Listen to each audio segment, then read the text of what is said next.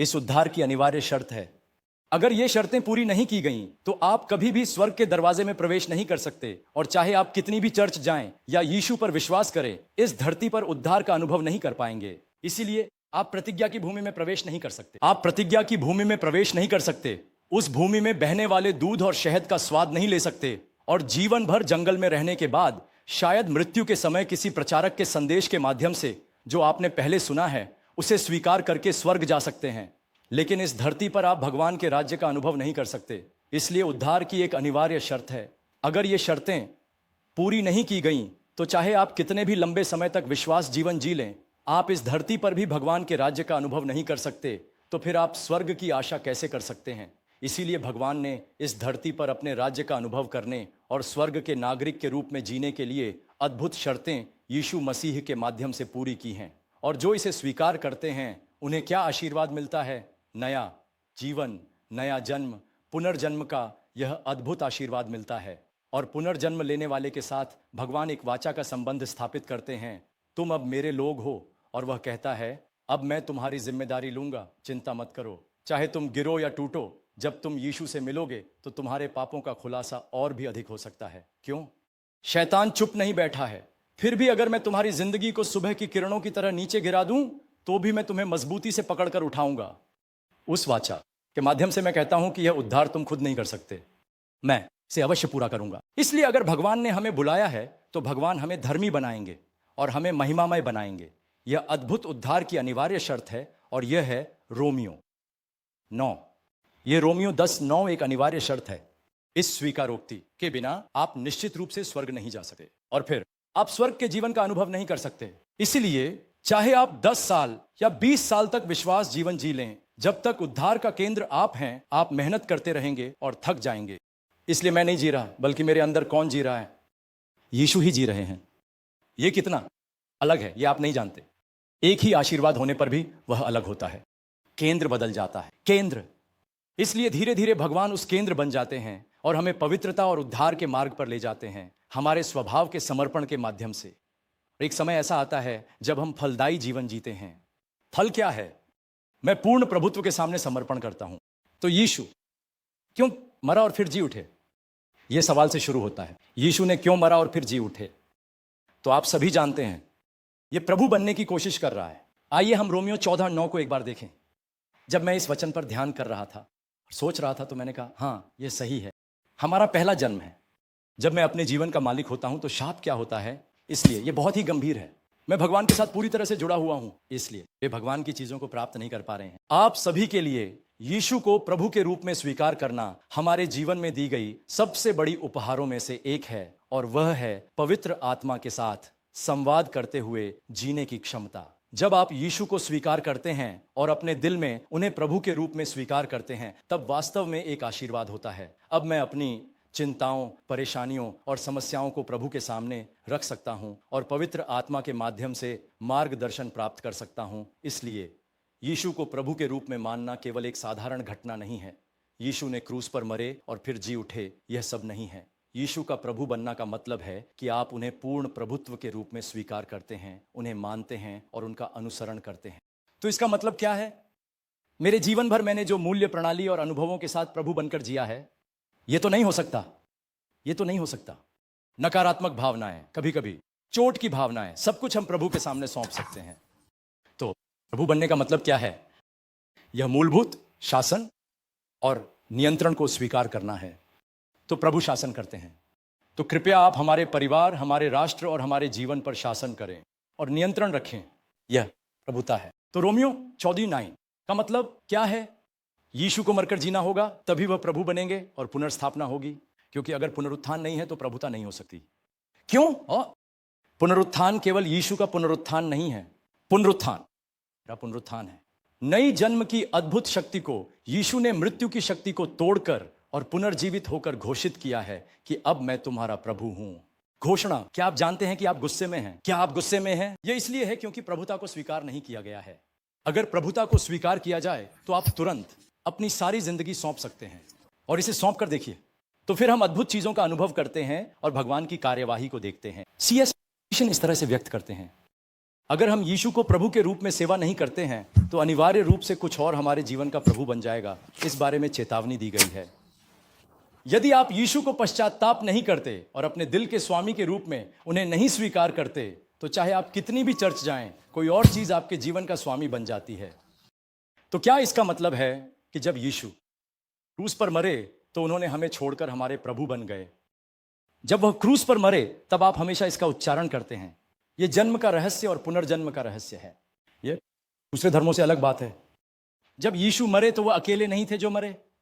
जब यीशु मरे तब उन्होंने मेरे सभी पुराने व्यक्ति को क्रूस पर ठोक दिया। यही असली पुनर्जन्म का रहस्य है। इसे स्वीकार करना है। यदि यह हिस्सा नहीं होता तो शैतान हम पर हमला करता है। तू अपनी वर्तमान स्थिति को देख, क्या तू उद्धार पा सकता है? तब सुसमाचार आना चाहिए। इसलिए यीशु ने मेरे पापों के लिए क्रूस पर मरे। जब यह अनुग्रह मेरे अंदर आता है तो मैं फिर से पाप नहीं कर सकता। मैं फिर से पाप नहीं कर सकता क्योंकि मैं उसी अनुग्रह के अनुसार जीता हूं। और मैं घोषणा करता हूं कि जब वह पुनर्जीवित होते हैं तो केवल यीशु ही नहीं बल्कि मेरी जिंदगी भी नए जीवन में पुनर्जन्म लेती है।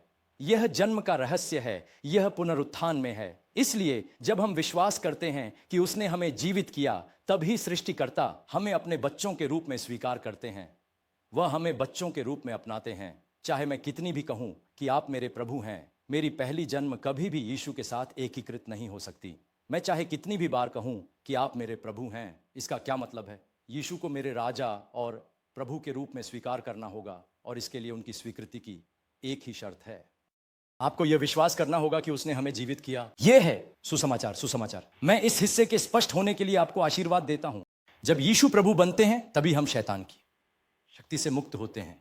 मत्ती 12:28 में यीशु पवित्र आत्मा की शक्ति से शैतान को बाहर निकालने का अधिकार दिखाते हैं। यीशु कहते हैं, हमारे दिल की स्थिति के बारे में बताओ। तुम्हारे दिल की स्थिति क्या है? यह बुरी आत्माओं का निवास है। बुरी आत्माओं का निवास कुछ और नहीं है। बुरी आत्माओं का निवास बनना इंसान के लिए सबसे डरावनी बात है। क्या आप शैतान के प्रभाव में रहना चाहते हैं?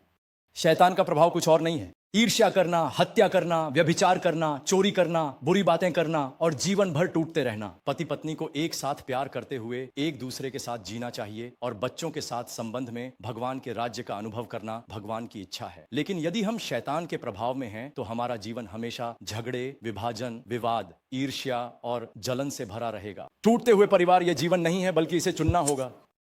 यीशु हमारे परिवार के प्रभु हैं। यह चुनाव और स्वीकार्यता है।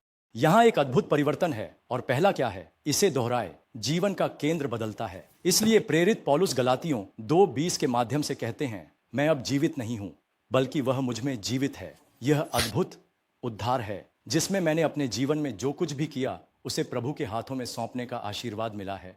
जब यीशु प्रभु बनते हैं तो मैं अपनी इच्छाओं से मुक्त हो जाता हूं। और मैं किस तरह का जीवन जीता हूं? मैं भगवान की इच्छा के अनुसार जीने की लालसा रखने लगता हूं। हर क्षेत्र में मैं भगवान की इच्छा की खोज करता हूं और उसे प्राप्त करता हूं। बच्चों की समस्याएं, आर्थिक कठिनाइयां और कई तरह की समस्याओं में हमें उन पर शिकायत करने और नकारात्मकता फैलाने के बजाय इन घटनाओं के माध्यम से यह समझना चाहिए कि भगवान हमारे परिवार और हमारे जीवन में क्या चाहते हैं। यह एक आशीर्वाद है कि हम भगवान की इच्छा की खोज कर सकें। और मैं प्रार्थना करता हूं, भगवान हमारे परिवार में ऐसी बातें हो रही हैं। भगवान आपने मुझे यह घटना क्यों दी है? आप मुझसे क्या कहना चाहते हैं? प्यार, धैर्य है। यह मानव प्रेम नहीं है।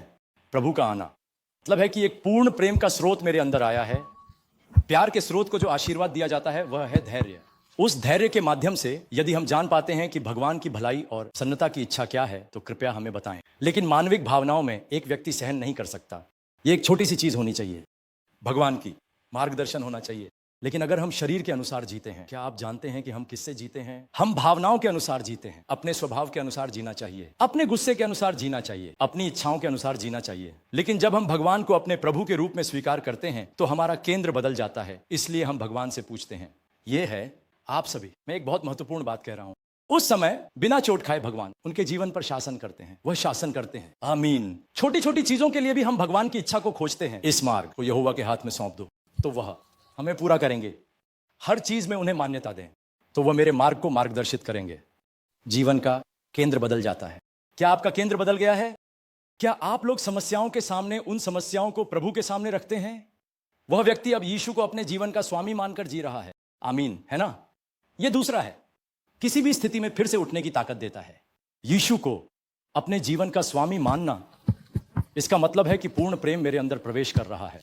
वही प्रेम मुझे मजबूती से पकड़ लेता है। इसलिए मेरे अंदर चारों ओर से आक्रमण होने पर भी यह मुझ पर भारी नहीं होता। ये एक तरफा भगवान द्वारा दी गई कृपा है। हम उस प्रेम को अपने अंदर रखते हैं। आपका यीशु को अपने जीवन का स्वामी मानना, इसका मतलब है कि आप उस पूर्ण प्रेम को अपने दिल में रखते हैं जो हमें पूरी तरह से दिया गया है। तीसरा, जब हम उस प्रेम को पूरी तरह से अपने अंदर रखते हैं तो यीशु में सभी खजाने होते हैं। कुलुस्सियों 2:3 में इस तरह कहा गया है, उनमें, उस प्रेम में सभी ज्ञान, समझ और खजाने छिपे हुए हैं। इस पर विश्वास करें और अगर आप उनके सामने झुककर मांगते हैं तो भगवान निश्चित रूप से कार्य करेंगे। मनुष्य के सतही अनुभव और निर्णयों के आधार पर पुराने व्यक्ति के रूप में निर्णय नहीं लेना चाहिए। यह भी हमारा निर्णय करने का विषय नहीं है। जब भगवान करते हैं तो बदलाव होता है। अगर भगवान करते हैं तो कोई भी काम असंभव नहीं होगा। अगर भगवान लिखते हैं तो वह लिखते हैं। यही भगवान के लिए बुरा स्वभाव है। इसलिए दोस्तों, शुद्धता और निर्णय बहुत महत्वपूर्ण है। यह सबसे डरावना है। मैं सबसे ज्यादा जिस चीज से बचता हूं वह है मेरे दिल की शुद्धता और निर्णय। अगर हम शुद्धता और निर्णय कर लेते हैं तो हम भगवान के राज्य को तोड़ देते हैं। यह मेरा काम नहीं है, यह भगवान का काम है। इसलिए अगर हम उनके अंदर हैं तो वह प्रेम मेरे अंदर ज्ञान और सभी खजाने छिपाए हुए हैं। अगर वह स्वामी है तो हमें कोई कमी नहीं है। क्यों हमें कोई कमी नहीं है? क्या वह प्रेम है? क्या वह पूर्ण प्रेम है? वही प्रेम हमें घेरे हुए है और हमें आगे बढ़ा रहा है। तो कौन हमें मसीह के प्रेम से अलग कर सकता है? उस प्रेम को मैं अपने अंदर रखता हूं। प्रेम के पूरे हैं, यीशु प्रेम है। इसलिए इस धरती पर हमें गरीबी और कमी से मुक्त होकर सब कुछ पाने वाले की तरह जीने का आशीर्वाद दिया गया है। इसलिए कोरिन्थियों के लिए पत्र 6 हमें बताता है, आइए हम साथ में पढ़ते हैं। चिंतित होने के बावजूद हमेशा खुश रहना, गरीब होने के बावजूद बहुत से लोगों को समृद्ध करना और कुछ न होने के बावजूद सब कुछ रखने वाला होना।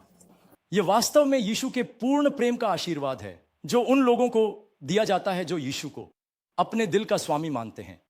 मैं चाहता हूं कि हमारी समुदाय इस आशीर्वाद का आनंद ले। यही सुसमाचार है। इसलिए हम यीशु के प्रभुत्व की घोषणा कर रहे हैं। इसीलिए कोरिन्थियों के लिए पत्र 4:5 है। हम अपने आप को प्रचारित नहीं कर रहे हैं। यह मेरी गवाही की बात नहीं है, यह मेरे अनुभव की बात नहीं है। हम केवल यीशु के प्रभुत्व के लिए, उसी प्रभुत्व के लिए यीशु ने क्रूस पर मरने और जी उठने का कार्य किया। क्यों? उन्हें पुनर्जीवित होना चाहिए। उनका पुनर्जीवित होना ही हमारे और भगवान के बीच संबंध को फिर से वाचा में बहाल करता है। वह तभी जीवित होंगे जब हमारे और भगवान के बीच संबंध स्थापित होगा। हम पूरी तरह से पाप के कारण अलग हो गए हैं। हमारी जिंदगी में जहां हम भगवान को न तो खोज सकते हैं, न जान सकते हैं, न देख सकते हैं और अंधकार में जी रहे हैं, यीशु का क्रूस पर मरना और फिर से जीवित होना। अब जब भी कोई उस यीशु को प्रभु के रूप में पुकारता है तब हमारे और भगवान के बीच का संबंध पूरी तरह से बहाल हो जाता है। उस यीशु के प्रभुत्व को केवल किस चीज से संभव बनाया जा सकता है? जब हम ये विश्वास करते हैं कि उन्होंने हमें जीवित किया, तब यह संभव होता है। इस अद्भुत स्वीकार्यता के सामने यह समुदाय वास्तव में यीशु द्वारा दी गई सच्ची स्वतंत्रता और खुशी का अनुभव करे और केवल यीशु को हमारे उद्धारकर्ता के रूप में नहीं, बल्कि यह भी कि वह हमारे स्वामी हैं। जब हम उस स्वामी को अपने दिल में स्थान देते हैं तब हम वास्तव में सच्चे सुसमाचार का अनुभव करते हैं और इस धरती पर भगवान के शासन और नियंत्रण का अनुभव कर सकते हैं। मैं इस समुदाय के लिए यीशु मसीह के नाम से दिल से आशीर्वाद देता हूं।